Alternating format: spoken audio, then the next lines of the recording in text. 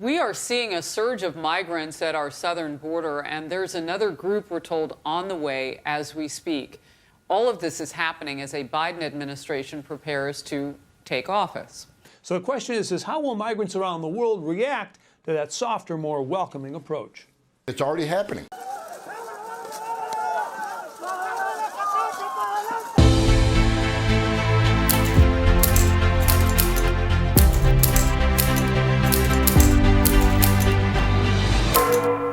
First 100 days, I will send an immigration bill to the United States Senate with a pathway to citizenship for over 11 million undocumented people in America. Well, there in his first TV interview since the election, President-elect Joe Biden prioritizing immigration. Joe Biden couldn't have said anything any worse than what he just said, because now he has created the perfect storm. What's going to happen on that border? You know, promising amnesty. And it's not 11 million. We've been talking 11, 12 million for a decade. Believe me, it's closer to 20 million. The border's going to be out of control. It's the worst thing he could have said. We're going to lose control of the border early next year. Okay. The cartels are celebrating what's happening in this country right now because they're back in business. The border numbers are already going up because they think Joe Biden is going to be the president, and they're open for business, and the flow has already started. It's a Biden effect. Right now, if you look at what the Biden administration, the policies are going to be, you know, it's not just about stopping construction of the border wall. It's about providing amnesty to millions of people. It's about getting rid of the CDC's Title 42 order, the Migrant Protection Protocol, which ended catch and release. It's about giving them free health care. Look, Steve, I could go on and on. That is not an immigration strategy. Mark my words, that is an open border strategy. And the cartels and human smugglers already see that loud and clear, and they're already fueling the perceptions that with the change of administration, our borders are going to be wide open, and it is absolutely increasing illegal immigration right today. Well, I know that the numbers are that there is currently a little surge going on at the southern border, so let's see what happens. The Obama administration did fail to deliver immigration reform, which had been a key promise during the administration. It also presided over record deportations as well as family detentions at the border before changing course. So why should voters trust you with an immigration overhaul now? Because we made a mistake. It took too long to get it right. It took too long to get it right. But he had 8 years he was vice president. He did nothing except build cages to keep children in. You know, they used to say, I built the cages. And then they had a picture in a certain newspaper. And it was a picture of these horrible cages. And they said, look at these cages. President Trump built them. And then it was determined they were built in 2014. That was him. He has no understanding of immigration or the laws. Our Statue of Liberty invites in the tired, the poor, the huddled masses yearning to breathe free. Donald Trump has slammed the door in the face of families fleeing persecution and violence. End quote. Quite a moralizer, that Joe Biden. Then just a few months ago, Biden vowed that when he becomes president, he'll admit 2 million poor immigrants overnight and then increase that number from there. Watch. We could afford to take in a heartbeat another 2 million people.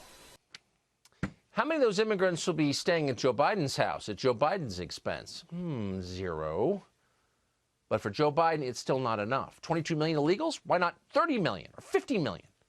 And every one of them gets free health care paid for by you. That's his promise. Is your country really so spectacularly rich that we can afford this? And of course, you know the answer. We're not a rich country. We're more than $20 trillion in debt. Some agents worry about incentivizing illegal immigrants. If we continue to send a pattern to the world that all you have to do is get into the U.S. and at some point we will legalize you, there'll be no penalty for that, then you can do the math. Joe Biden says he's not going to build another foot of border wall. Well, think about that. It could cost taxpayers billions of dollars. Interesting. Grady Trimble is at the border in Arizona. How does this work? How could stopping work cost money? Well, Stuart, the contracts are already signed, so U.S. Customs and Border Protection says it would be extremely costly, potentially in the billions, to stop the construction. There's 270,000 tons of steel that's already been paid for that we're going to have to reimburse to just walk away from.